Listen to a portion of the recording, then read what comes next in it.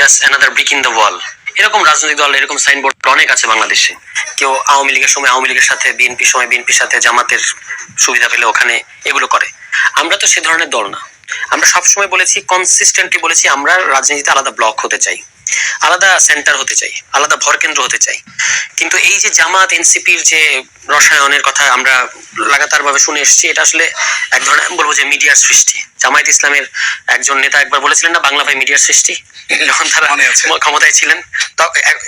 ওইটা ছিল একটা, ওটা বাংলা ভাই মিডিয়ার সৃষ্টি না, কিন্তু জামায়াত এনসিপির রসায়নটা আসলে মিডিয়ার সৃষ্টি। ঠিক আছে, কিন্তু আমি সে বলি, আমরা সংস্কারের প্রশ্নে আমাদের যে অবস্থান, সেটা হয়তো অন্যান্য অনেক দলের সাথে আমাদের মিল ছিল। যেমন গণ অধিকারের সাথে অনেক প্রশ্ন আমাদের মিল হয়েছে, গণসংহতির পার্টির সাথে মিল ছিল। এখন কিন্তু এটা আলাদা করে জামায়াতের সাথে বলা হয়েছে। কিন্তু যখন যখন যে সকল প্রশ্নে আমাদের বিএনপির সাথে মিলে গেছে, ওটা কিন্তু আবার বলা হয়নি। কারণ এটা আমি বারবার বলেছি যে আগে ছিল আওয়ামী লীগ একদিকে আর বিএনপি হাইফেন জামাত, এভাবে দেখানো হতো।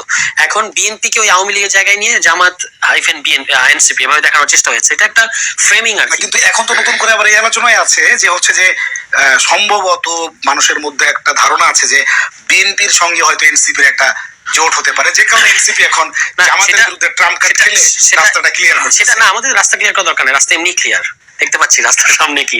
কিন্তু কথা হচ্ছে যে আপনার রাস্তা কি ক্লিয়ার, সামনে কি দেখছেন যদি একটু বলতেন। সামনে বাংলাদেশে আমরা দেখতে পাচ্ছি যে যদি কেউ কোনো নিজের রাজনৈতিক স্বার্থে কোনো একটা বড় ধরনের ঝামেলা না করে, তাহলে বাংলাদেশে একটা এই সংস্কার বাস্তবায়ন হয়ে একটা সুন্দর গণতান্ত্রিক পরিবেশ হবে এবং একটা ইলেকশনের মধ্যে দিয়ে একটা ডেমোক্রেটিক সরকার আমরা আশা করি। তারপর সেই সরকার যদি কোনো ভুল ভাল করে, সেটা নিয়ে আবার সমালোচনা হবে, পার্লামেন্টারি ডেমোক্রেসির যে বিউটি সেটা হবে। এটা হচ্ছে কাঙ্ক্ষিত রোডম্যাপ, রাস্তা দেখতে পাচ্ছি, মানে এই দিকে আমাদের যেতে হবে। এখন এর মধ্যে যদি কারোর এই যে নির্বাচন হতে দেবো না,